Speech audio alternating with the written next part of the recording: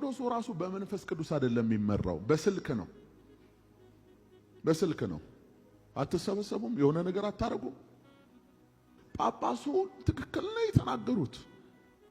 አይታል ቤቱን ስለሚያውቁት እኮ ነው። መጀመሪያ ማረጋጋት አለብህ። የሆነ ነገር ከመናገር በፊት አይዟቸው አሁን ተረጋጉ፣ አትደንግጡ ብለህ ነው የምትናገረው። የሚያስደነግጡ ነገሮች ናቸው እነዚህ። አትደንግጡ፣ ተረጋጉ፣ አንድ ነገር ልናገር ነው። ጥሩ ነው። ሰማያዊው መልአክ እኮ እንደዚህ ነው። ወደ ድንግል መጥቶ እኮ አትፍሪ ነው ያለው። ፍርሃትን አርቆ መናገር የመልአክ ባህሪው ነው። ቤዛዊት ዓለም በምን መስቀል ላይ መሞት አለባት? እሷ አልሞተችም መስቀል ላይ። ኃጢአት የጠየቀው ሞት ነው፣ ለዛውም የመስቀል ሞት ነው። የተረገመውን የእንጨት ሞት ነው የጠየቀው እንጂ ተሸላልሞ እድሜ ጠግቦ ዝም ብሎ መተኛት እሱን አይደለም የጠየቀው። የመስቀል ሞት ነው።